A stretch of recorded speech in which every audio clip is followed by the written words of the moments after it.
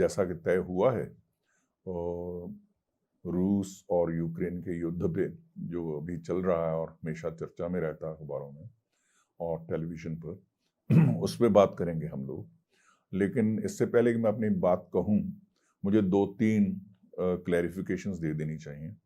एक तो ये कि मैं बेसिकली एक ह्यूमनिस्ट हूँ, मानववादी हूँ। मेरे लिए रंग, नस्ल के भेद जो हैं वो मेरे लिए मायने नहीं रखते। दूसरा ये कि मैं अंतर्राष्ट्रीय संबंधों का क्योंकि स्टूडेंट हूँ, तो मेरी जो आउटलुक है, चीज़ों को देखने का तरीका है, वो भी अंतर्राष्ट्रीय है। तो वो जिस तरीके से बहुत सारी जगहों पे आप देखते हैं कि बहुत राष्ट्रवादी दृष्टिकोण से चीज़ों को देखा जाता है, उस तरीके से मैं बाय ट्रेनिंग, प्रोफेशनल ट्रेनिंग नहीं देखता हूँ, और मैं उस तरीके का नेशनलिस्ट हूँ भी नहीं, राइट। और तीसरी चीज़ ये कि मैं पैसिफिस्ट हूँ, और मुझे लगता है कोई भी युद्ध हो, जहाँ भी हो, जैसा भी हो, वो अच्छी चीज़ नहीं है। युद्ध बहुत हुए हैं इतिहास में, और युद्धों के कारण बहुत लोग मरे भी हैं, बहुत लोगों का नुकसान भी हुआ है, लेकिन युद्धों के कारण कोई समाधान कभी नहीं हुआ चीज़ों का। इसलिए ये युद्ध भी मैं उसी तरीके से देखता हूँ, जो न केवल बहुत लोगों की जान ले रहा है, बल्कि ये भी कि इससे कुछ सुलझने वाला नहीं है। बहरहाल ये तो 3 चीज़ें थी जो मैंने सोचा मैं शुरू में कह दूँ। जो बात मैं करने जा रहा हूँ वो है कि इस युद्ध को हम समझें कैसे। मैंने ही खुद ये सुझाव दिया था कि इसका हम इस तरीके का रखते हैं शीर्षक, कि इस युद्ध को हम कैसे समझें। उसका कारण ये है कि जिस तरह की समझ हमारे मीडिया के द्वारा बनाई जा रही है, वो समझ मेरे हिसाब से काफ़ी त्रुटिपूर्ण है, काफ़ी उसमें प्रॉब्लम्स हैं, और उनसे लोगों के अंदर जो इम्प्रेशन बैठ रहा है इस युद्ध को लेकर के, वो बहुत लॉपसाइडेड है, बहुत डिस्टॉर्टेड है, राइट। उसमें सुधार की ज़रूरत है, उसको ज़्यादा बैलेंस तरीके से देखने की ज़रूरत है।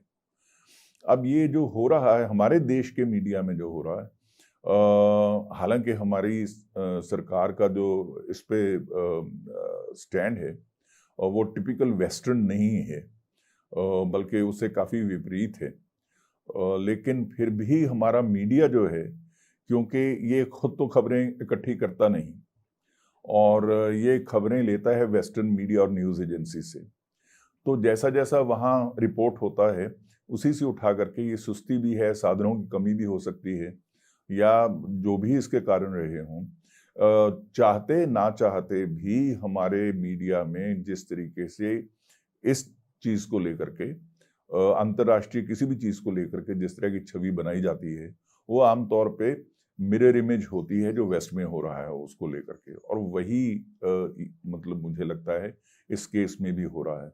तो पहले तो इस बात को लेकर के सजग होने की ज़रूरत है कि ये वेस्टर्न मीडिया से आई हुई चीज़ें हैं, और वेस्टर्न मीडिया पहले तो देखेगा चीज़ों को देखेगा तो अपने दृष्टिकोण से ही देखेगा। वेस्ट वालों को वेस्ट के नज़रिए से ही चीज़ें नज़र आएंगी, लेकिन इसके अलावा उसमें बहुत किस्म की डिलिबरेट डिस्टॉर्शन भी होती है वेस्टर्न मीडिया में, जिसे लेकर के हम लोगों को थोड़ा ध्यान रखना चाहिए। अब हम कुछ कॉन्क्रीट एग्जांपल्स लेते हैं इस चीज़ की। इस युद्ध को लेकर के किस तरह की कवरेज मिल रही है हमें, जिसकी वजह से हमारी समझ बन रही है। कुछ तो है जो सीधे सीधे युद्ध में हर रोज़ क्या हो रहा है उसकी खबरें होती हैं। रूस ने फलां जगह बम गिराए, उससे ये मर गए, उतने लोग इनके मर गए, उतने लोग उनके मर गए, वहाँ हमला हुआ, वहाँ पे ये नुकसान हुआ, वो बिल्डिंग गिर गई, मतलब ये खबरें होती हैं, जो ऑब्वियसली फैक्चुअल होंगी, मोस्टली मैं मान लेता हूँ, और लेकिन इससे आगे कुछ जो होना चाहिए, एनालिसिस के लेवल पे होना चाहिए, वो बहुत ही सिंपलिस्टिक है और बहुत ही लॉपसाइडेड है। उसमें आप देखेंगे कि 2 तरीके से बात की जा रही है। एक तो ये कि पुतिन साहब जो हैं ये एक ईवल इनकारनेट हैं। ये ताकत के भूखे और ताकत के नशे में चूर एक गलत किस्म का आदमी है। और ये बहुत आक्रामक है, कुछ भी कर सकता है ना। न्यूक्लियर बम भी गिरा सकता है, और ये भी कर सकता है और वो भी कर सकता है।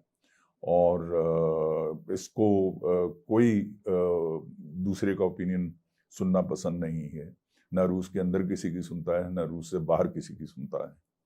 तो ये तो पुतिन के बारे में कहा जाता है, और जो हो रहा है वो पुतिन की वजह से ही हो रहा है।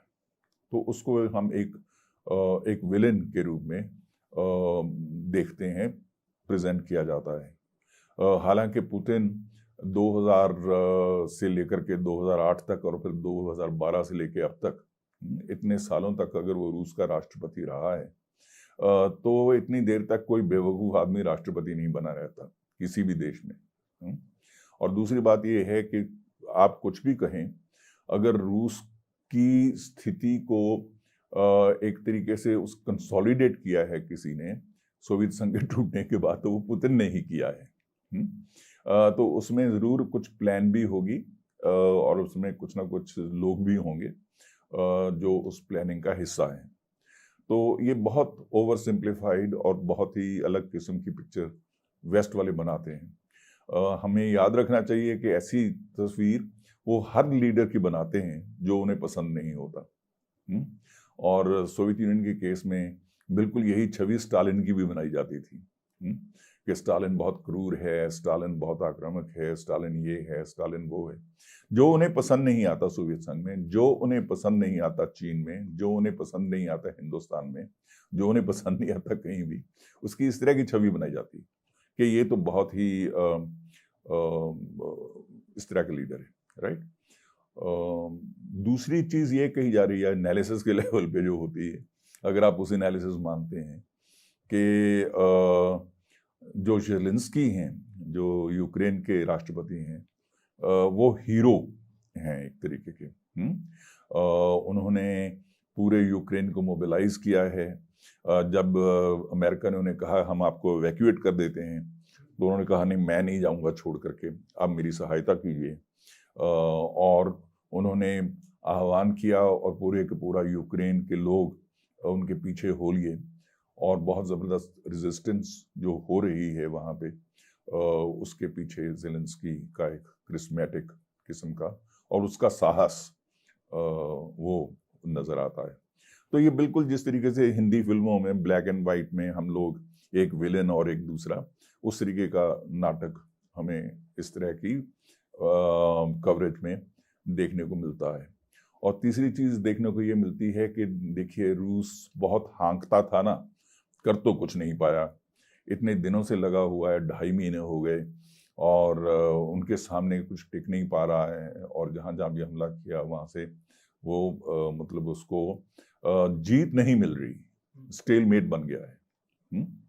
तो ये 2-3 किस्म की चीज़ें, अगर एनालिसिस कोई है तो ये है। अब मुझे लगता है इन सबके साथ ही प्रॉब्लम है। प्रॉब्लम इसलिए है क्योंकि हम लोग जब भी पॉलिटिक्स, चाहे वो इंटरनेशनल पॉलिटिक्स हो, उसको एनालाइज करते हैं, तो हमें व्यक्ति विशेष को लेकर के ज़रूरत से ज़्यादा उस पर फोकस नहीं करना चाहिए, बल्कि वो व्यक्ति विशेष किन स्थितियों में आया है और वो किस चीज़ को रिप्रेजेंट करता है, वो किस ताकत को, किस ट्रेंड को रिप्रेजेंट करता है, उसके पीछे जाना चाहिए। तो जो पुतिन है, पुतिन हो सकता है बहुत ही अग्रेसिव हो कुछ मामलों में, लेकिन वो अग्रेसिव इसलिए भी हैं क्योंकि वो एक नेशनलिस्ट हैं बेसिकली। और नेशनलिज्म का इतिहास रशिया में बहुत पुराना है, और दुनिया भर में मतलब पिछले 2-3 सदियों से इस तरह से जहाँ जहाँ भी किसी के राष्ट्रीय सम्मान को चोट पहुंची है, तो वहाँ पे कुछ इस तरह का लीडर, चाहे जर्मनी में बिस्मार्क खड़ा हो या बाद में हिटलर खड़ा हो, हालांकि दोनों को मिलाना नहीं चाहिए, या स्टालिन हो या पुतिन हो, तो मतलब कुछ इस तरह की स्थितियां होती हैं जिसमें इस तरह के लीडर जो हैं उनको एक मौका मिलता है सामने आने का, और उन्हें मौका मिलता है लोगों को साथ ले लेने का। पुतिन मेरी नज़र में इस तरह के एक ट्रेंड को रिप्रेजेंट करते हैं। ये हमें भूलना नहीं चाहिए कि सोवियत संघ के समय में सोवियत संघ जो था वो एक, जिसे हम कहते थे सुपर पावर, विश्व शक्ति थी, और जिस तरीके से उसका विघटन हुआ और उसके बाद जिस तरीके से वहाँ की लीडरशिप जो थी कमज़ोर साबित हुई, चाहे वो गोर्बाचोव की हो, चाहे वो उसके बाद येल्त्सिन की हो, जो 7-8 साल राज करने के बाद मतलब छोड़ के भाग लिया, वो सब में बड़ी ह्यूमिलिएशन सोवियत यूनियन में या फॉर्मर सोवियत यूनियन में लोग महसूस कर रहे थे, खासतौर पर रूस में। और उन्हें बिल्कुल इस तरह के एक लीडर की अपेक्षा थी कि कोई आएगा और वो इस तरीके से करेगा, ठीक है। तो बात, और दूसरी बात मैं ये कहना चाहता हूँ कि राष्ट्रवाद सिर्फ रूस में नहीं है, राष्ट्रवाद दुनिया भर में होता है। और जो राष्ट्रवाद है वो, क्योंकि we are living in the age of nationalism as they say, तो ये बड़ी नॉर्मल बात मानी जाती है। बल्कि हमारे देश में आज के दिन तो आपको बार बार ये बताना पड़ता है कि आप राष्ट्रवादी हैं। दुनिया के और देशों में भी बहुत जगहों पे ये है कि आपको अपना राष्ट्रवाद बार बार जिताना पड़ता है और बहुत सिद्ध करना पड़ता है। तो ऐसा कुछ नहीं है जो रशिया में अलग हो रहा हो। फर्क होता है जिसे हम नेशनलिज्म और अल्ट्रा नेशनलिज्म कहते हैं। नेशनलिज्म और अल्ट्रा नेशनलिज्म में फर्क बुनियादी तौर पे ये होगा कि नेशनलिज्म में तो आपको अपने राष्ट्र पे गर्व होता है, सम्मान होता है, उसका आप सम्मान बचा के रखना चाहते हैं। राष्ट्रवाद में मतलब ये होगा कि आप दूसरे किसी राष्ट्र का सम्मान उस तरीके से नहीं करते हैं जैसे अपने का करते हैं, और दूसरों को अगर आप किसी तरीके से नीचे दिखा के अगर आपको लगता है कि आपके राष्ट्र का ज्यादा बढ़ेगी तो वो आप उस तरीके से करते हैं। तो मतलब एक दूसरों के राष्ट्र नहीं है, केवल मेरा राष्ट्र है। ये अति राष्ट्रवाद है, जिसे अल्ट्रा नेशनलिज्म आप कह सकते हैं। तो क्या पुतिन राष्ट्रवादी हैं या अति राष्ट्रवादी हैं? सवाल मेरे लिए ये है, और इस चीज को हमें देखना चाहिए। दूसरी तरफ ज़ेलेंस्की के बारे में जो मतलब अब बातें की जा रही हैं, वो मतलब उसको हीरो बना दिया गया है और उसको वो सब कुछ कर दिया गया होगा, मतलब मुझे नहीं मालूम। लेकिन अगर आप ज़ेलेंस्की के इतिहास के बारे में देखें तो ज़ेलेंस्की एसेंशियली एक पॉपुलिस्ट लीडर की तरह इमर्ज होता है। हमारे देश में कई हैं उस तरीके के, तो हमें समझना बहुत कठिन नहीं है। वो मतलब एक टेलीविज़न न्यू मीडिया पर्सनैलिटी था और बहुत एंटी एस्टेब्लिशमेंट, एंटी करप्शन किस्म का प्लेटफॉर्म लेके वो सामने आया। उसकी कोई आइडियोलॉजी नहीं है और वो कहता है कि मेरी कोई आइडियोलॉजी नहीं है। आपको कई पैरेलल्स नजर आएंगे हमारे यहाँ पे। और वो मीडिया से, प्रेस से सीधी बात नहीं करता है, वो मतलब ट्विटर पे और इधर उधर अपने बयान जारी करता है और वो भारी बहुमत से जीतता है। तो अगर पुतिन एक नेशनलिस्ट हैं तो ये एक पॉपुलिस्ट लीडर है। और कई चीज़ें इसके बारे में बहुत इंटरेस्टिंग हैं। पहले तो ये कि ये बंदा जो है ज़ेलेंस्की, ये क्रिश्चियन भी नहीं है, ये ज्यू है। दूसरा ये कि जितना भी इसने अपना करियर बनाया मीडिया में, उसमें ये रशियन लैंग्वेज में काम किया है इसने, रादर देन इन यूक्रेनियन में इसके प्रोग्राम बाद में डब वब होते थे। तीसरी बात ये कि ये बार बार ये कहता था कि रूस के साथ हमारे संबंध जो हैं वो ठीक होने चाहिए और मैं कोशिश करूंगा कि रूस के साथ हमारे संबंध ठीक हों, और जहां भी झगड़े चलते हैं कुछ थोड़े बहुत जो रशियन मेजॉरिटी एरियाज हैं यूक्रेन के अंदर, हम उनकी कुछ ना कुछ समाधान ढूंढने की कोशिश करेंगे, right. At the same time उसका ये कहना था कि हमें यूरोप के ज़्यादा नज़दीक आने की कोशिश करनी चाहिए। उनके साथ हमारे संबंध, हमारे व्यापार संबंध, दूसरे संबंध वो ज़्यादा अच्छे होने चाहिए वगैरह वगैरह। तो वो कुछ उसी कोशिश में था। मतलब मुझे लगता है कि कुछ बुनियादी गलतियां जिस पे मैं बाद में थोड़ा आऊँगा उसने की, लेकिन वो इस तरीके का आदमी था बेसिकली कि रूस के साथ भी अच्छे संबंध और यूरोप के साथ नए सिरे से अच्छे संबंध बनाने की कोशिश। तो ये दूसरा था। अब जो तीसरा पहलू आमतौर पे जो जिस पे ज्यादा चर्चा होती नहीं है और जिस पे मैं ज्यादा जोर देना चाहता हूं कि इसमें वेस्ट का क्या रोल रहा है इस पूरे मतलब युद्ध का जो बना है प्रकरण, इसमें इसकी इसके पीछे का मतलब क्या क्या बैकग्राउंड कंडीशंस तैयार हुई जिसकी वजह से ये है। सबसे जिसका कुछ लोग बात करते हैं, सबसे पहली बात तो ये है कि जब सोवियत यूनियन अभी टूटा नहीं था, ये 1990 की बात है, 1990 की बात है, तो गोर्बाचोव जो उस समय राष्ट्रपति थे सोवियत संघ के, उनके साथ बातचीत हुई। बुश उस समय राष्ट्रपति थे अमेरिका में, उनके बेकर नाम के एक फॉरेन सेक्रेटरी थे, सेक्रेटरी ऑफ स्टेट बोलते हैं वो, और बहुत सारे दूसरे लीडर थे यूरोप के।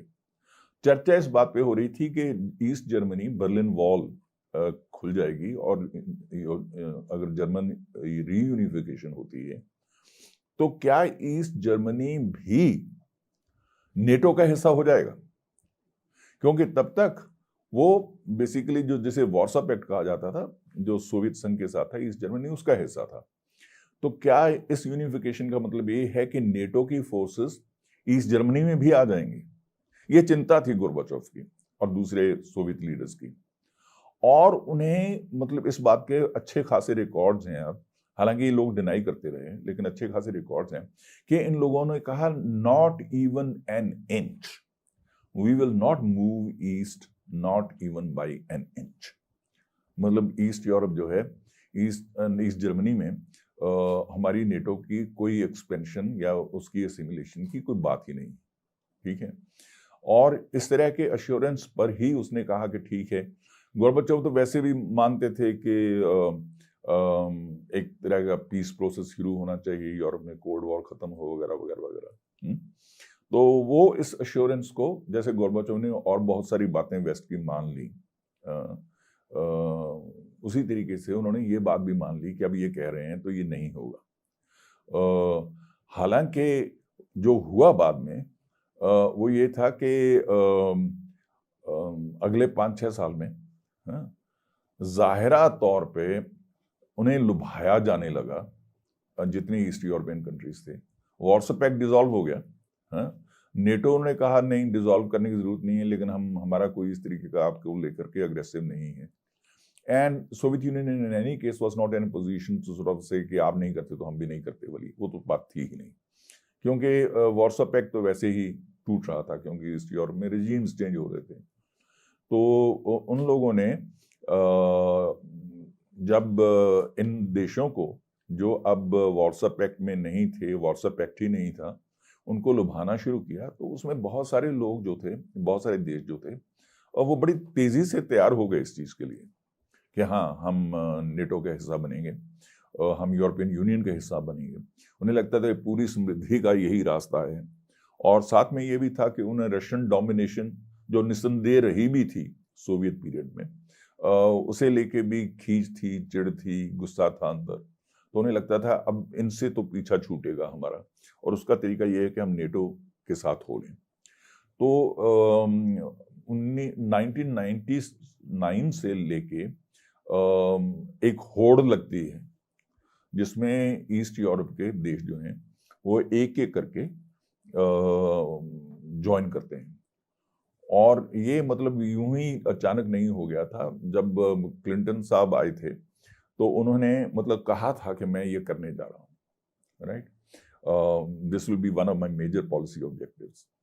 तो उसमें सारे देश जो थे उसमें चले गए, ईस्ट यूरोप के जो थे देश थे नॉन स्लाविक, राइट, क्योंकि ये स्लाविक कंट्रीज थे 2-3 जो एथनिकली स्लाविक थे, रशिया, बेलारूस जिसे कहते हैं, बायलोरशिया कहते थे तब उसको, और यूक्रेन। तो इनको छोड़ करके बाकी लगभग सारे देश जो थे वो नेटो का हिस्सा हो गए। और मतलब इस बात को लेकर के बार बार प्रोटेस्ट किया रशिया ने, that this goes completely against हमारे साथ जो आपका समझौता था, जो अंडरस्टैंडिंग थी, इट गोज अगेंस्ट दैट। उनकी नहीं सुनी गई।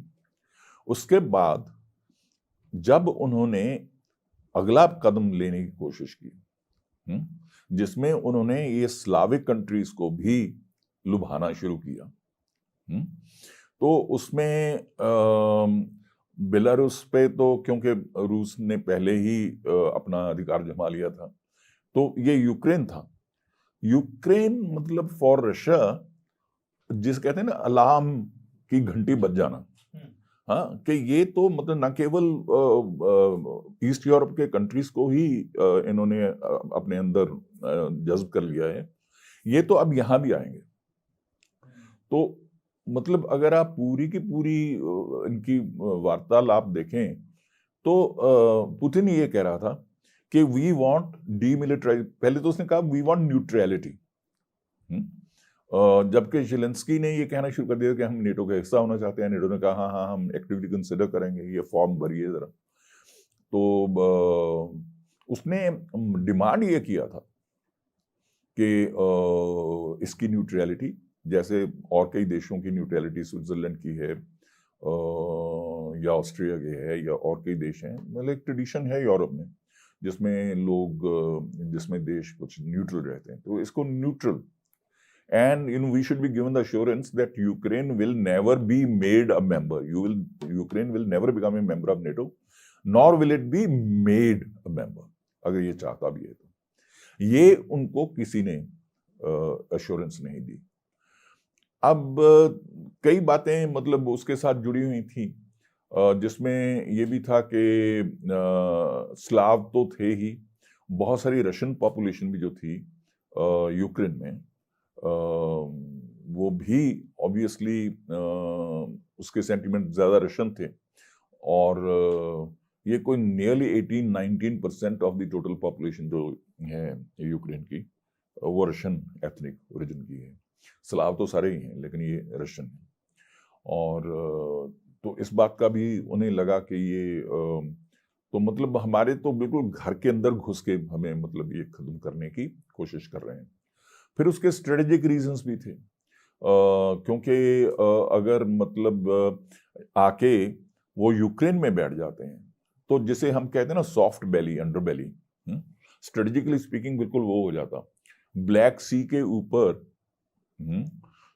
क्रीमिया है, जिसपे फिर इन्होंने जबरदस्ती, जब इनको लगा कि ये तो गड़बड़ करने वाले हैं लोग, तो रूस ने मतलब कब्जा कर लिया वहां जाके, क्योंकि क्रीमिया में सोवियत ब्लैक सी फ्लीट कहते थे उसे, नेवल फ्लीट, बहुत बड़ा, जो मतलब यूरोप में, यूरोप के उस हिस्से में, क्योंकि बाकी तो सारा लैंड लॉक था ना, यही हिस्सा था जहां मतलब इनकी सोवियत नेवी रहती थी। सो मच सो कि जब वो फाइनली सोवियत यूनियन टूटा तो ये क्रीमिया जो था यूक्रेन, जियोग्राफिकली स्पीकिंग यूक्रेन के नीचे आता है, तो ये यूक्रेन का हिस्सा बना दिया गया था सोवियत पीरियड में। तो समझौता हुआ अलग से इस चीज को लेकर के कि यहाँ पे 81% और सम सच figure 81% of the erstwhile Soviet fleet will go to Russia. Russia will be allowed to retain its naval base in Crimea, and it will have free access to it. Only in some cases it will need the prior permission or will have to give information, etc., etc. Right? अब अगर ये आगे वहां, मुझे किसी एक journalist ने कभी मतलब पूछा रिटोरिकली, कहने लगा कि अगर वो आ भी जाती, नेटो आ भी जाती अगर मान लीजिए यूक्रेन में, तो ऐसा क्या हो जाता। तो मैंने उसे कहा कि मान लीजिए कि चीन और पाकिस्तान का एक इसी तरीके का कलेक्टिव सिक्योरिटी सिस्टम है ना नेटो, एक कलेक्टिव सिक्योरिटी सिस्टम अगर चीन और पाकिस्तान बना लेते हैं, और फिर चीन की जो सारी की मिसाइल्स हैं वो लाहौर में आके लग जाती हैं, तो जैसा आपको लगेगा वैसे ही उनको लगेगा। तो obviously they are sensitive to this, कि ये तो बिल्कुल मतलब घर तक पहुंचने वाली बात है। अगर आप मतलब मैप को देखें तो आपको पता चलेगा कि बहुत लंबी चौड़ी इंटरमीडिएट मिसाइल्स भी वहां से मार कर सकती हैं और वगैरह वगैरह। स्ट्रेटेजिक रीजंस में हम बहुत डिटेल में नहीं जाएंगे, लेकिन स्ट्रेटेजिक रीजंस भी थे। और इन वजहों से Russia has been very sensitive on this issue and he says हमें कुछ नहीं, सिर्फ ये है कि ये नहीं होना चाहिए। ठीक है, बात तो यहां से शुरू हुई। तो ज़ेलेंस्की शुरू में माना नहीं, बीच में जब मार पड़ने लगी तो फिर उसने कभी कभी कहना भी शुरू किया कि हाँ हम कौन सा कल ही ज्वाइन करने जा रहे हैं, इस तरह की बातें कि नहीं नहीं ऐसा कोई हमारा इमीडिएट इरादा नहीं है वगैरह वगैरह। पर कंप्लीट एश्योरेंस ना उसने दी ना वेस्ट ने दी, और जिसे लेकर के फाइनली रूस ने हमला कर दिया। एक और जो बात कही जाती है जो मुझे तो काफी इंटरेस्टिंग लगती है, वो ये है कि यूरोप में अगर आप देखें, एक बात को बुनियादी मैं पहले कर दूं। देखिए यूरोप जो था,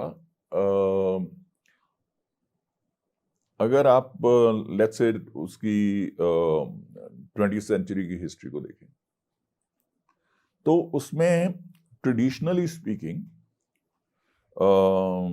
3 ग्रेट पावर्स थी। ठीक है, फ्रांस, इंग्लैंड और रशिया। जो कुछ भी होता था इन तीनों के, इसको बैलेंस ऑफ पावर बोलते थे। कभी बाकी देश इनके साथ होते लेते, कभी दूसरों के साथ हो लेते थे। और इन तीनों में बहुत होड़ थी, बहुत कंपटीशन था, लेकिन एक चीज पे समझौता था। वो समझौता ये था कि जर्मनी को कभी उठने नहीं देना। मतलब Germany sat in the middle of Europe. Germany was a very large nation so to speak, और बहुत नेचुरल रिसोर्सेज में बड़ा समृद्ध एरिया था वो सब कुछ। ठीक है, तो उन्हें लगता था कि अगर जर्मन नेशनलिज्म ने जर्मनी को कंसोलिडेट कर दिया तो ये हम सबसे आगे निकल जाएगा। तो मतलब अगर मैं कई उदाहरण दे सकता हूं जिसमें इन तीनों ने अपनी सहमति से कहा कि जर्मनी को नहीं उठने देना है। ये तो था सेकेंड वर्ल्ड वॉर के खत्म होने तक की बात। सेकेंड वर्ल्ड वॉर में यूरोपियन पावर्स सारी की सारी युद्ध में बहुत उनकी क्षति हुई, बहुत मतलब उनकी इकोनॉमीज चकनाचूर हो गई, और चाहे वो जीते हों या हारे हों एक सा ही हाल था सबका। और उसके बाद उन्हें पुनर्निर्माण के लिए, रिकंस्ट्रक्शन के लिए जो पूंजी की जरूरत थी वो अमेरिका के पास बहुत थी, क्योंकि अमेरिका तो युद्ध में था नहीं। अमेरिका की फैक्ट्रियां चल रही थी 24 घंटों और वो बेच रहे थे सामान अपना हर जगह। तो कहते हैं कि सेकेंड वर्ल्ड वॉर के एंड तक दुनिया की आधी वेल्थ केवल अमेरिका के पास थी।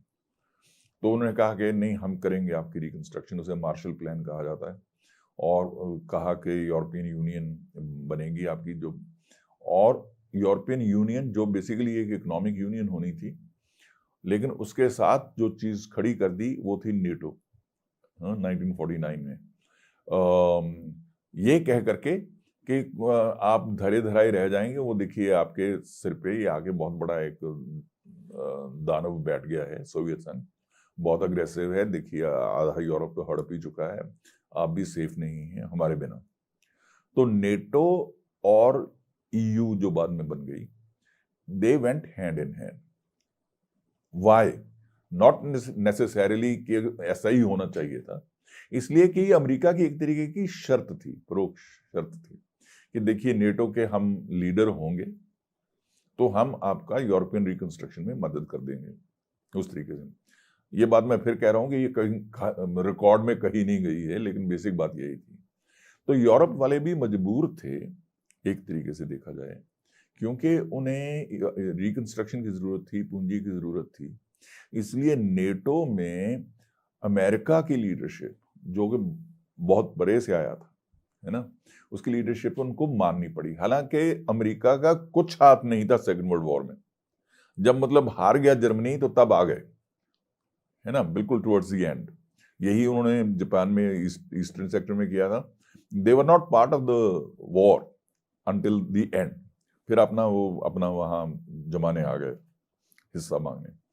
तो ये जो था, अब यूरोप में इसे लेकर के रिजेंटमेंट भी थी, क्योंकि यूरोप में भी नेशनलिज्म था। हम जानते हैं शार्ल्स डी गॉल जो वहाँ के बड़े पॉपुलर और बड़े पावरफुल किस्म के फ्रेंच प्रेसिडेंट हुए हैं, वो कहते थे कि ये अगर वो यूनाइटेड स्टेट्स ऑफ अमेरिका हो सकता है तो हम यूनाइटेड स्टेट्स ऑफ यूरोप क्यों नहीं हो सकते। हमें इनसे निजात पाने का एक ही तरीका है, और वो है कि हम आपस में इकट्ठे हों, युद्ध बहुत हो लिए, और हम लोग एकता बनाएंगे, तभी यूरोप खड़ा होगा, नहीं तो हम हमेशा अमेरिका के अधीन रहेंगे या सोवियत यूनियन से डरते रहेंगे। तो यूरोप में ये मतलब इस तरीके की एक भावना थी जो बार बार आपको देखने को मिलती थी। यूरोप में मतलब ज्यादा लॉयल जो नेटो के मेंबर्स हैं, वो हैं जो रूस के साथ कभी थे, सोवियत यूनियन के साथ नए नए आप कन्वर्ट का जिस तरीके से होता है ना, वो ज्यादा प्याज खाता है या जो भी है, उस तरीके से है। जो पुरानी ट्रेडिशनल यूरोपियन ग्रेट पावर्स हैं, वो बल्कि मतलब उनको मानना भी पड़ता है, लेकिन उनको मजबूरी में मानना पड़ता है सोवियत अमेरिकन लीडरशिप को, अंदर से रिजेंटमेंट भी है। अब हुआ ये कि रूस ने अपनी गैस, नेचुरल गैस जो बहुत है उसके पास, वो बेचता था यूरोप को, और वो जाती थी यूक्रेन और दूसरे देशों के थ्रू, जो पाइप्स बिछी हुई थी, ठीक है। और वो पाइप्स नेचुरली ट्रांजिट, जैसे मतलब हम अगर चाहें तो पाकिस्तान ऑन मतलब लैंड रूट से अगर आएगी तो उनकी मर्जी से आएगी, वो कभी भी रोक सकते हैं, इस तरीके से था। तो और plus you have to pay them उस ट्रांजिट के लिए, सो टू स्पीक।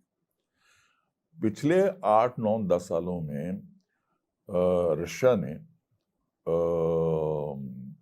नॉर्ड स्ट्रीम उसको बोलते हैं, वो मतलब फिनलैंड के बिल्कुल नीचे से, बाल्टिक सी से अंडर द सी बिछाई हैं पाइप्स, जो सीधी जर्मनी पहुंच जाती हैं, और उसमें कॉस्ट कटिंग बहुत हो गई, और फायदा बहुत, मतलब रूस की गैस और भी सस्ती हो गई। और इस बात को लेकर के कई रिजेंट करते थे, और वो रिजेंटमेंट थी एक तो अमेरिका की सबसे ज्यादा। उसे लगता था कि अगर फ्रांस और Germany, which are the basic engine, strongest economies वो हैं यूरोपियन यूनियन में, अगर उनका इतना ज्यादा डिपेंडेंस हो जाती है रशियन गैस पे, तो फिर ये और चीजों में भी आगे बढ़ेंगे। तो मतलब ये जो हमारे दो एलाइज थे, मोस्ट पावरफुल स्ट्रॉन्गेस्ट इकोनॉमीज, ये कहीं रूस के ज्यादा नजदीक ना हो जाए, तो वो मतलब कोशिश करते थे कि ये चीज कहीं हो ना, साफ साफ प्रोटेस्ट करते थे। फिर दूसरे देश भी जिनके थ्रू पहले ट्रेडिशनल पाइप्स जाती थी, वो भी रिजेंट करते थे। तो मतलब एक थ्योरी ये दी जाती है कि अमेरिका ने कोशिश की कि इस चीज को इतनी एक वो दी जाए, क्या तूल दी जाए कि ये जो गैस लाइन वाला चक्कर है ये टल जाए किसी तरीके से। और वो तभी होगा अगर रूस के संबंध जो हैं यूरोपियन देशों के साथ बिगड़ें किसी तरीके से। तो अभी आपने देखा होगा कि वो जर्मनी को वो कुछ देर के लिए सस्पेंड करना पड़ा है, मतलब कैंसिल तो नहीं किया, ना वो करेंगे, लेकिन अंडर प्रेशर उनको वो सस्पेंड करना पड़ा है।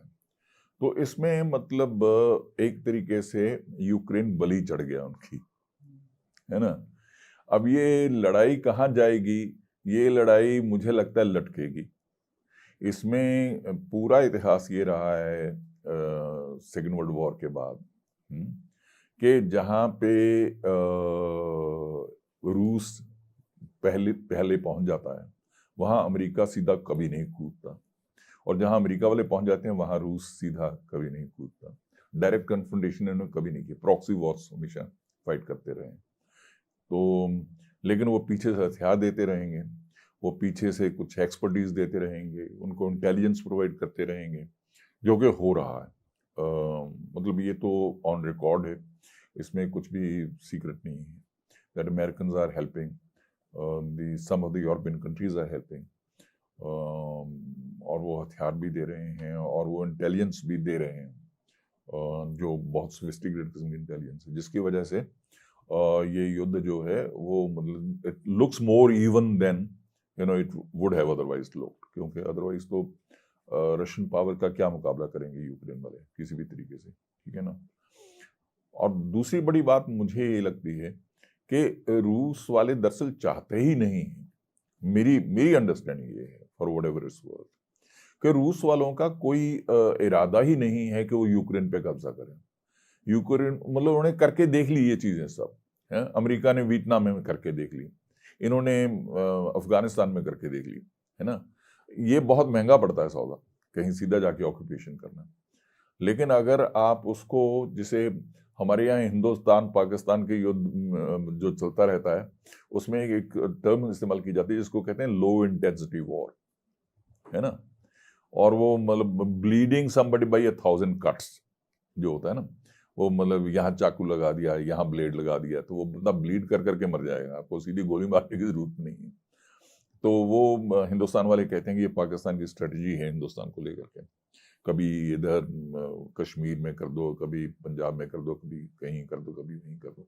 मुझे लगता है कि वो रूस जो है यूक्रेन में ये तब तक करता रहेगा जब तक वो अपनी मर्जी की वहां सरकार नहीं उसके बन जाती, और वो एस्केलेट करना ही नहीं चाहता है इस युद्ध को, इसलिए ये किसी डिसाइसिव फेज में ना पहुंचा है, ना कोई रूस की खास इच्छा ही है कि वो पहुंचे। वो इसको लटका सकते हैं, वो इसको लटकाते रहेंगे। इसका होगा क्या? इसका मतलब ये होगा कि यूक्रेन मतलब एकदम एक पूरी तरह से नष्ट हो जाएगा, मतलब एक तरीके से देखा जाए इकोनॉमिकली स्पीकिंग, क्योंकि अब भी उनको क्या दे रहे हैं? हथियार ही दे रहे हैं ना, जो मतलब वेस्टर्न असिस्टेंस है वो तो सबको देते हैं। मतलब जो आपके पास नजदीक की उदाहरण है वो है Iran Iraq war. Iran Iraq war जो थी 10 साल चली, ठीक है, और उसमें मतलब उसे कहते हैं शिपमेंट टू शिपमेंट बेसिस वो लड़ाई चलती थी। मतलब जब हथियारों आ गए, कोई गोली बारूद आ गया तो 2 दिन लड़ लिए, उसके बाद वो खत्म हो गया, फिर देख रहे हैं दाएं बाएं कि कुछ और मंगवाओ, जब वो गया तो फिर लड़ाई शुरू कर ली। तो इस तरीके से वो 10 साल चलती रही। उसमें जितने यूनाइटेड नेशन सिक्योरिटी काउंसिल के जितने 5 के 5 परमानेंट मेंबर्स हैं, वो पांचों के पांचों हथियार बेच रहे थे। कोई ईरान को बेच रहा था तो कोई इराक को बेच रहा था, और कई अंदर खाते दोनों को बेच रहे थे। तो उनके हथियार बिक रहे हैं, और इसके अलावा वो कुछ करेंगे नहीं। समस्या ये तब होगी जब ये युद्ध खत्म हो जाएगा और उसके बाद यूक्रेन को फिर से अपने पैरों पे खड़े होने की जरूरत होगी। तो तब यूक्रेन का कौन सोचेगा, वो देखने की बड़ी बात है। तो मतलब अगर मैं अपनी बात को समाप्त करना चाहूँ तो मतलब मैं कहूँगा कि ये बेसिकली 3 पहलू हैं इसमें। एक तो नेशनलिज्म की लड़ाई है, सिक्योरिटी कंसर्न्स की लड़ाई है, और जो वेस्ट का इंटरफेरेंस है उसका कॉम्प्लिकेशंस जो होती हैं उससे, वो है बेसिकली। मतलब अमेरिकन जो सिस्टम रहा है ना, अगर आप देखें सेकेंड वर्ल्ड वॉर के बाद उन्होंने नेटो बनाई, फिर उन्होंने एक बगदाद पैक्ट नाम की चीज़ की थी, जो बाद में क्योंकि इराक में रेवोल्यूशन ही हो गया तो वो इराक तो निकल गया उससे, तो फिर उसको इन्होंने सेंट्रल ट्रीटी ऑर्गेनाइजेशन कहना शुरू किया, जिसमें टर्की थी, पाकिस्तान था, अमेरिका था, वो था। फिर इन्होंने सीएटो बनाई, South East Asian Treaty Organization. और फिर इन्होंने ऑस्ट्रेलिया न्यूजीलैंड के साथ एक बनाई जिसको एनजुस बोलते थे। ये सारे मिलिट्री अलायंसेस थे, और ये मिलिट्री अलायंसेस में अमेरिका सबका लीडर होता था, और कुछ मिडिल रेंजिंग किस्म के कंट्रीज होते थे, और बाकी छोटे मोटे कंट्रीज होते थे। छोटे मोटे कंट्रीज को वो कहते थे आपको ये सहायता करेंगे, वो सहायता करेंगे। आइडिया होता था वहाँ मिलिट्री बेसिस हमारे बन जाए और वहाँ से हम ऑपरेट कर सकें, और वैसे इतना सा इनका वो रहता था। और प्लान ब्रॉडली ये थी कि अगर आप इसको देखें, नेटो से शुरू होके सेंटो, सेंटो से सीएटो, ये मतलब बेसिकली जो उस टाइम पे सोशलिस्ट ब्लॉक था उसको कंटेन करने के लिए एक रिंग बना रहे थे उसके इर्द गिर्द। तो पॉलिसी अमेरिका की ये रही है, पॉलिसी मतलब सीधे तौर पे कॉलोनी बनाने की नहीं है ना आज के दिन। इसलिए लोग उसको सेमी भी टर्म करते हैं कि मतलब डायरेक्ट ना दिखे। हाँ, मतलब नियो कॉलोनियल जो कहते हैं, जैसे हम अपनी टर्म्स में, उसमें ये होता है कि जो क्लासिकल कॉलोनियलिज्म होता है उसमें तो डायरेक्टली आप टेरिटोरियल ऑक्यूपेशन एक तरीके की हो जाती थी, फिर एडमिनिस्ट्रेशन आप खुद चलाते थे। अब जो नियो कॉलोनियल है उसमें ऐसा कुछ करने की जरूरत नहीं होती, उसकी इकोनॉमी को आप इस तरीके से मैनिपुलेट कर लेते हैं, एक स्मॉलर इकोनॉमी को, कि वो कंप्लीटली आप पे डिपेंडेंट हो जाती है, आपकी इकोनॉमी पे। तो फिर उसके बाद वहाँ कोई भी हो, जो आपकी मर्जी होती है उसके अनुसार चलता रहता है, जहाँ तक इकोनॉमिक्स की बात है। और पॉलिटिक्स में वो यदा कदा कोशिश करते रहते हैं कि अपने ढंग का बंदा, अपनी मर्जी का बंदा वहाँ पे बिठा दें। तो आमतौर पे कामयाब हो जाते हैं, कभी कभार बीच में कोई होता है तो बदलवा देते हैं, उसे कुछ ना कुछ कर करवा दें।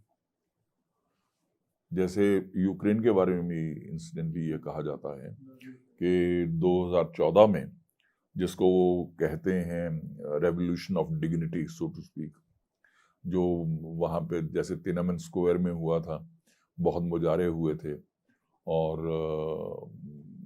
हजारों लाखों के लोग बाहर निकल आए थे, और उन्होंने फाइनली, जो उस पीरियड का यानुकोविच करके उसके बंदे का नाम था, उस बंदे को फिर हटना पड़ा था, और वो बंदा बहुत रशिया के करीब था। तो उसके बाद एक बंदा और आया था, उसका मैं नाम भूल रहा हूँ अभी, तो उसको, वो प्रो वेस्ट था। तो वो जो वहाँ रेवोल्यूशन किया गया, सो रेवोल्यूशन हुआ सो टू स्पीक, वो भी लगता है कि उसके पीछे काफी प्रोत्साहन तो रहा है वेस्ट वालों का, क्योंकि वो बंदा उनको पसंद नहीं था। तो इस तरीके के मतलब आज के दिन में ये हो जाता है। वो नहीं हुई थी क्या, जो इजिप्ट में हुआ था और सब जगह पे हुआ था, हाँ, अरब स्प्रिंग हुई थी, उसके पीछे भी फाइनली क्या हुआ अरब स्प्रिंग का, वहाँ अपनी मर्जी के बंदे बैठ गए, उसके बाद निकल गए। जहाँ भी उनको लगता है कि कोई लीडर है थर्ड वर्ल्ड में या कहीं भी जो थोड़ा इंडिपेंडेंट होकर चलने की कोशिश कर रहा है, तो वहाँ एक स्प्रिंग करवा देते हैं।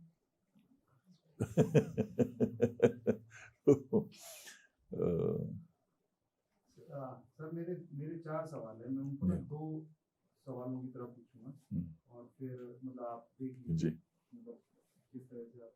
एक तो मेरा सवाल था कि 2 तरह के एनालिसिस हो रहा है। एक है कि जैसे आपने कहा नेशनलिस्ट पॉलिसी है पुतिन की, और उसमें कुछ लोगों का उस पे आ रहा है कि ये कंसोलिडेशन ऑफ पावर हो रही है।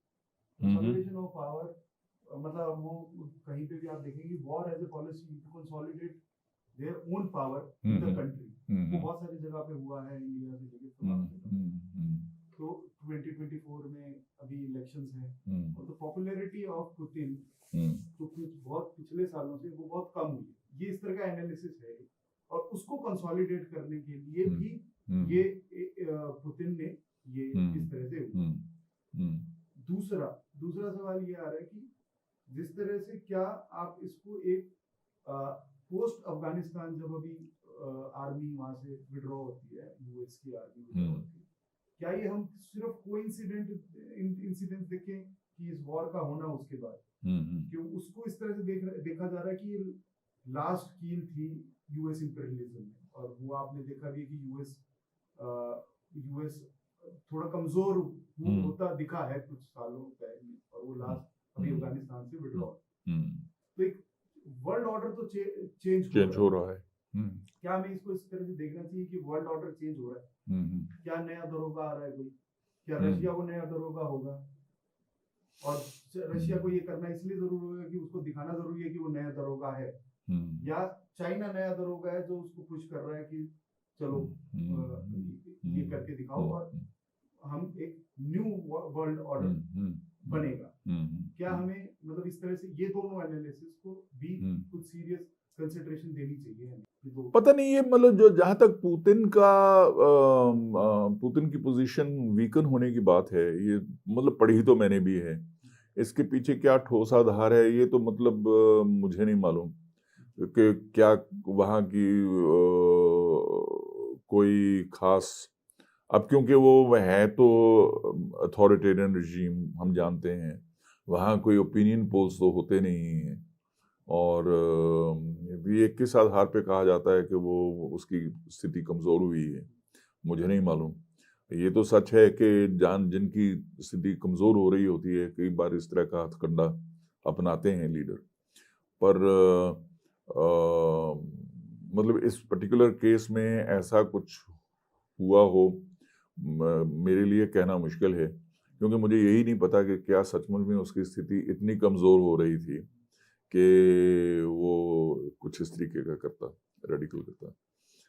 तो डिफिकल्ट टू से, मतलब दूसरा ये है कि दरअसल जो न्यू वर्ल्ड ऑर्डर की बात हो रही है जब से सोवियत यूनियन टूटा है, उसमें 3-4 किस्म की पॉसिबिलिटीज लोग सोच रहे थे हो सकती हैं।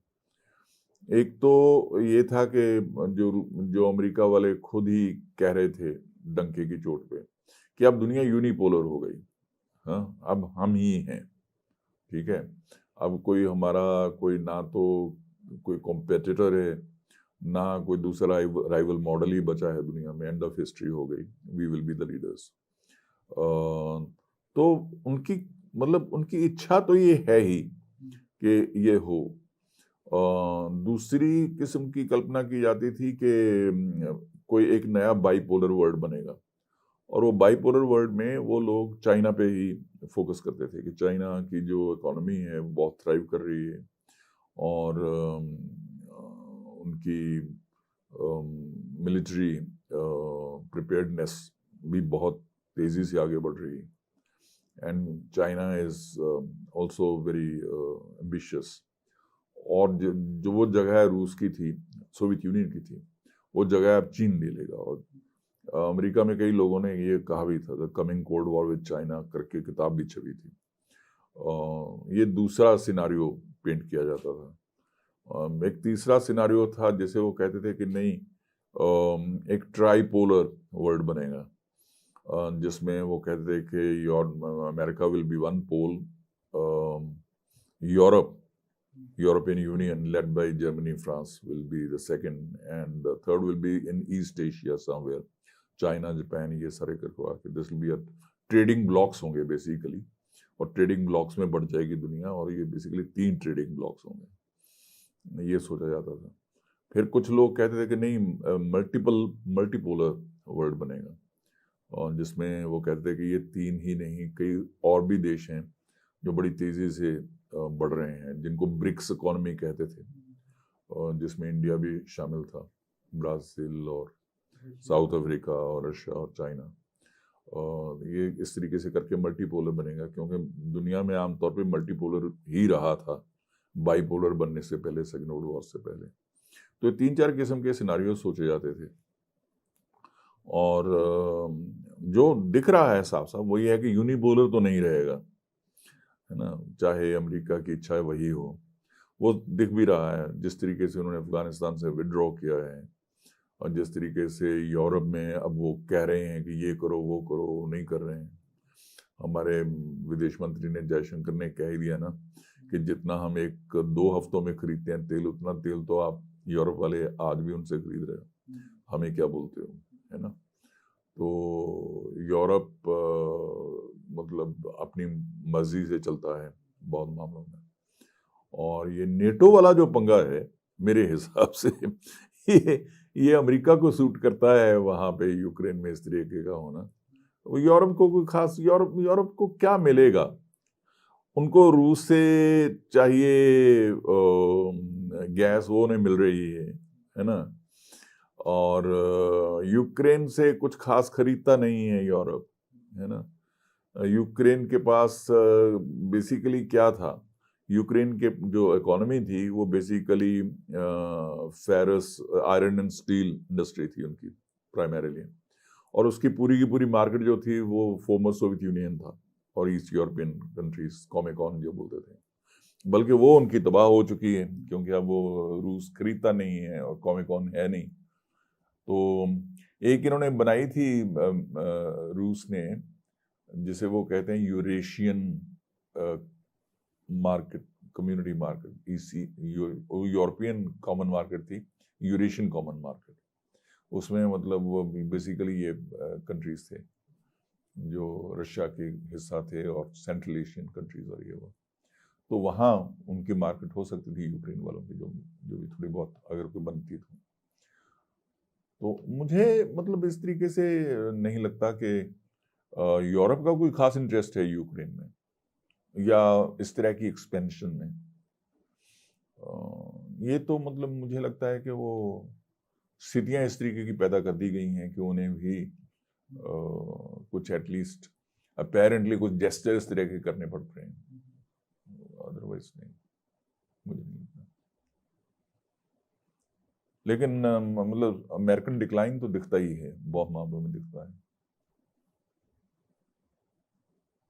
बस मेरा यही था कि क्या इससे मतलब रशिया का राइज और नहीं उस तरह का उस तरह दिखता है कि हमें ये एनालिसिस करना चाहिए। नहीं, हाँ नहीं, लेकिन नहीं, रशिया का राइज और चाइना का राइज, उन दोनों से ज्यादा महत्वपूर्ण बात यह है कि बहुत मामलों में रूस और चीन नजदीक आ रहे हैं एक दूसरे के, है ना। वो शंघाई वाला जो वो है, क्या बोलते हैं उसे, व्हाट इज इट कॉल्ड, नहीं है SCO, हाँ, शंघाई कोऑपरेशन है ना। और फिर इस मामले में भी चीन वालों ने बल्कि मतलब रशियन स्टैंड को एंडोर्स ही किया है इस सारे बात में। तो if they come together, this will be a real threat to European supremacy or American supremacy. If they come together, मतलब come together in the sense of functional भी हो जाए। अब उस तरीके का मतलब जो था पुराने वाले मिलिट्री अलायंसेस वाले, तो मुझे लगता है ज़माना चला गया। लेकिन अगर ये एक फंक्शनल अंडरस्टैंडिंग भी इनकी रहे आपस में, और जिस तरीके से इंडिया भी इसमें बिहेव कर रहा है, तो this can be a massive thing. You know, if Russia, China, India, ये तीन कंट्रीज जो हैं, अगर वर्ल्ड ऑर्डर में एक पोजीशन इस तरह की बना के चलें जहाँ पे इन टेंडम विद ईच अदर।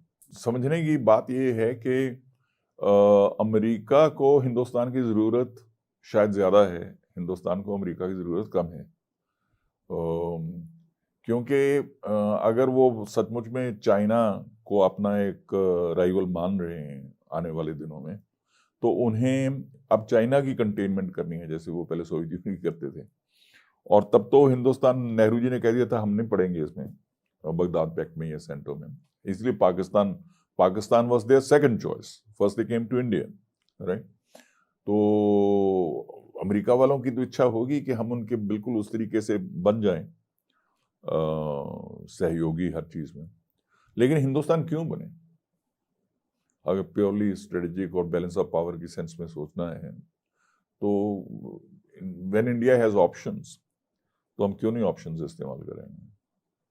वो इसलिए जयशंकर जी कह रहे हैं कि हम नॉन अलाइंड नहीं है, हम मल्टी अलाइंड है आजकल। तो मीडिया रिप्रेजेंटेशन की बात की, और जब खत्म किया तो यूक्रेन के लोगों के, तो मुझे लगता है उन दोनों में बहुत ज़्यादा मेल भी है एक सेंस में। जब रेफ्यूजी क्राइसिस, जब लोग भागना शुरू हुए, वहाँ पे मीडिया ने रिप्रेजेंट बहुत ही रेसिस्ट तरीके से, जो हमें पता चला कि you know these people look like us, so that is why we have to care, they have white skin, blue eyes, they talk like us, and मतलब कंप्लीटली इग्नोरिंग द फैक्ट कि refugee crisis तो बहुत बड़ा, और जिस तरह से Syrian refugee crisis का भी रिस्पॉन्स हमने देखा था, और शायद जिस तरह से वेलकम भी किया जा रहा है लोगों को, मतलब it's not an unfortunate thing, but you can see the racist kind of language. Certainly so. तो उसके बारे में थोड़ा अगर नहीं वो बिल्कुल है। और ये जयशंकर वंस अगेन, जयशंकर मतलब is from the same school where I did my PhD, school of international studies. और मुझे कोई बहुत अच्छा नहीं था इसका इम्प्रेशन शुरू में, लेकिन रिसेंटली ही has been very terse and very effective. तो उसने कहा कि आप, उन्होंने कहा ये जो एक रायसीना डायलॉग होता है दिल्ली में, इनफॉर्मल डिप्लोमेट्स बैठते हैं आपस में बात करने के लिए, तो उन्होंने कहा कि this a wake up call for, it should be a wake up call for Asians, because what is happening in Europe can happen in Asia tomorrow. And he said, excuse me, it's a wake up call for Europe because it's been happening in Asia for a long time. तब आपके कान पे जूं सरकती नहीं थी, आपको लगता था ये तो होता ही है. तो उसने कहा अभी थोड़ी देर पहले ही अफगानिस्तान में बहुत रेफ्यूजीज बने हैं, उनके बारे में आपने कितनी कवरेज प्रोवाइड की, कितनी सहायता दी. अमेरिका वाले तो जो उनके अपने जासूस और वहां पे लोग थे वो उनको छोड़ के भी भाग गए, कुछ ले गए कुछ छोड़ गए, है ना, पिक एंड चूज किया. तो मतलब आप जिस तरीके से नॉन यूरोपियन नॉन वाइट्स को ट्रीट करते हैं, ये आपको क्राइसिस बड़ा इसलिए लग रहा है कि यूरोप में हो गया है, और आपको लगता था ये हम दुनिया भर में खेल खेलते रहेंगे, यूरोप में और वेस्टर्न वर्ल्ड में ये नहीं होगा. तो there is a point in this. तो इसके साथ आप सोशल मीडिया का भी कोई रोल देखते हैं इस वॉर की कवरेज में, बाकी सबसे अलग रहा?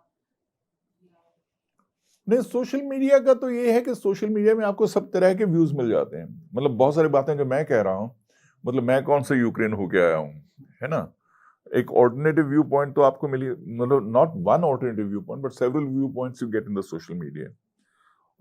चाहे आपको मेन स्ट्रीम मीडिया में एक डोमिनेंट व्यू होता है, हेजेमोनिक व्यू होता है, तो सोशल मीडिया में एक दूसरे किस्म का व्यू होता तो है. कम से कम ओपिनियन मेकिंग में, जैसे हम वर्ड ओपिनियन कहते हैं, वो तो उसमें तो ज्यादा आपको डाइवर्सिटी नजर आएगी पहले के मुकाबले में. एक इंटरनेशनल लॉ में हम सर वो करते हैं कि टर्म यूज होते हैं pre-emptive self defence. I believe जो रशिया कर रहा है वो एक प्रीएम्प्टिव सेल्फ डिफेंस में हो गया आफ्टर उसने सोचा कि जो उनके वहां पे नीचे है.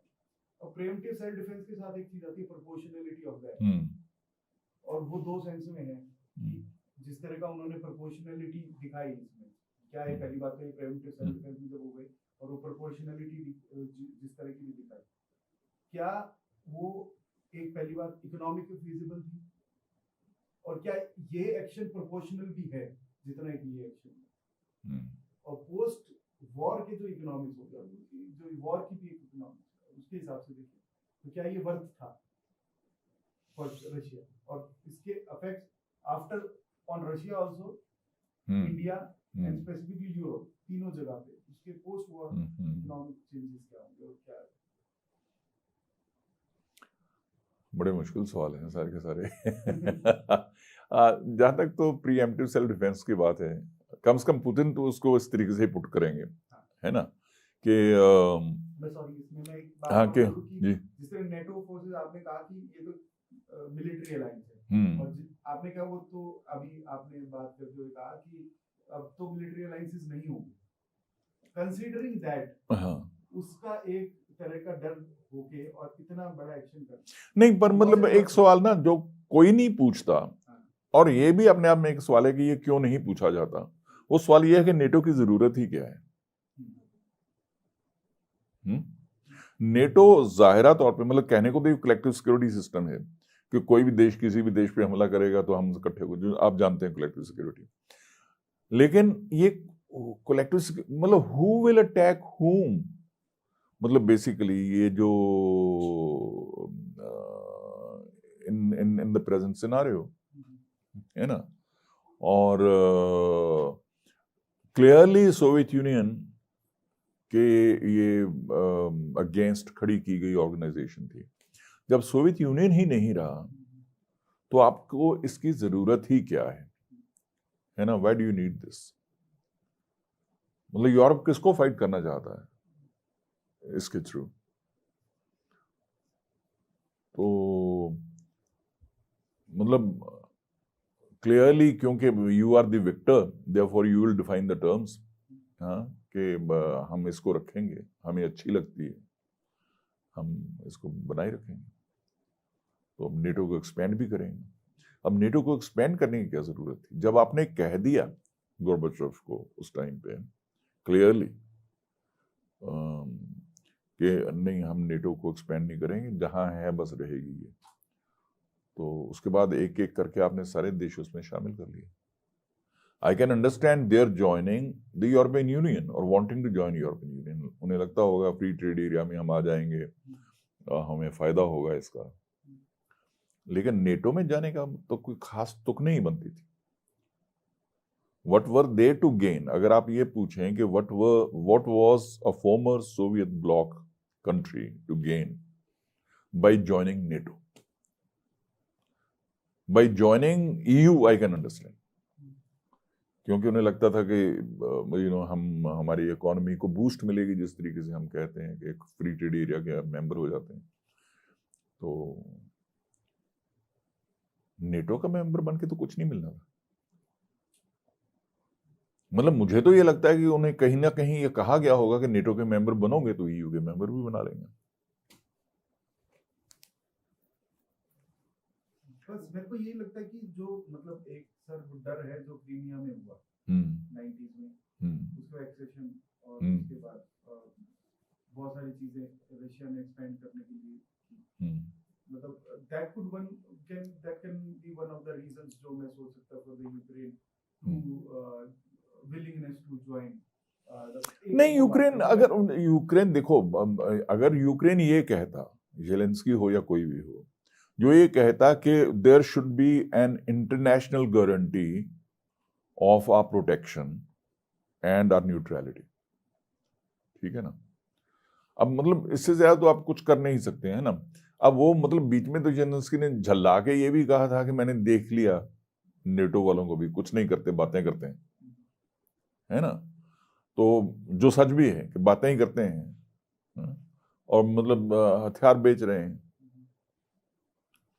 तो अगर मतलब मैं यूक्रेन का पॉलिसी मेकर हूं तो ये बात तो पक्की है कि मैं रूस के चंगुल में नहीं रहना चाहूंगा, ठीक है। लेकिन उससे निकलने का ये तरीका नहीं होगा कि मैं उनके दुश्मनों की गोद में जाके बैठने की कोशिश करूं। ये भी तो प्रोवोक करने वाली बात है ना। मतलब वो कह रहे हैं कि आप न्यूट्रल हो जाओ, तो आप कहिए हाँ जी हाँ हम हो जाते हैं। आप सारे मिलके, वेस्ट वाले और रशिया दोनों मिलके, हमें हमारी जैसे स्विट्जरलैंड ऑस्ट्रिया वगैरह की इस तरीके से ही तो है गारंटीड दोनों तरफ से, तो आप कर दो guarantee. That would have been the best thing for them to do.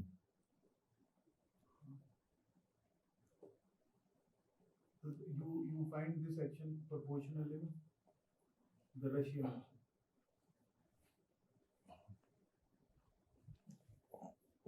मतलब मुझे लगता है कि ये एस्केलेट तो नहीं किया इन्होंने बियॉन्ड अ पॉइंट। देखो एक बात तो सीधी है कि अगर वो क्योंकि शुरू में ये कहा जा रहा था पुतिन तो पागल है, ये तो न्यूक्लियर वॉर भी कर सकता है ना। न्यूक्लियर वॉर का तो कोई संभावना हुई नहीं, और कीव के अंदर तक मतलब बॉर्डर तक आ गए, अंदर नहीं घुसे। अब क्यों बाहर बैठ गए, है ना। उनकी बड़ी स्टील फैक्ट्रीज जो हैं उनको भी उन्होंने मतलब कोई एक दो उसके हिस्सों में मिसाइल गिराई, लेकिन मोटे तौर पे उसको भी छोड़ दिया। मतलब they are not really going beyond a point. मतलब मेरा तो समझ इसमें ये है कि हो सकता है कि रूस को ये डर हो कि ये एस्केलेट अगर हम करेंगे तो फिर मजबूरन उनको भी आना पड़ेगा, फिर डायरेक्ट कन्फ्रंटेशन ना हो जाए। डायरेक्ट कन्फ्रंटेशन हर हालत में दोनों न्यूक्लियर पावर्स ने, वर्ल्ड पावर्स ने हमेशा अवॉइड की।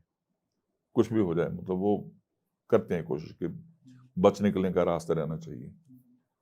तो हो सकता है ये एक कैलकुलेशन हो कि इस स्टेप से आगे मैं कुछ करूंगा तो फिर हो सकता है कि उनके लिए मजबूरी हो जाए रिटेलिएट करना।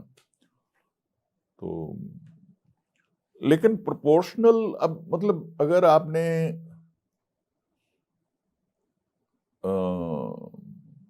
मुझे लगता है कि अगर ज़ेलेंस्की, अगर मुझे मतलब जितनी सी समझ हो सकती है यहाँ बैठे हुए, अगर मतलब मैं ज़ेलेंस्की से डील करना चाहूँ तो मैं कहूँगा कि अच्छा भाई तू अब मान लिया ना कि न्यूट्रल रहना चाहिए, न्यूट्रल हो जा, अपने चाचा जान से गारंटी ले के आ जा कि ठीक है हम नेटो नहीं ज्वाइन करेंगे, हम ठीक है भाई भाई। अब उसको रिप्लेस करने की जरूरत, करने की कोशिश करना जो है वो मुझे लगता है प्रोपोर्शनेट नहीं है, क्योंकि दिस ओनली इंक्रीजेस जेलेंस्कीज पॉपुलैरिटी, है ना, मेक्स हिम अ हीरो। तो बाकी मुझे नहीं लगता कि डिस्प्रोपोर्शनेटली उन्होंने कुछ किया, given the amount of power that Russia actually possesses. तो मुझे लगता है कि वो बहुत ही एक लिमिटेड तरीके से कुछ करते हैं फिर रुक जाते हैं, कुछ करते हैं फिर रुक जाते हैं।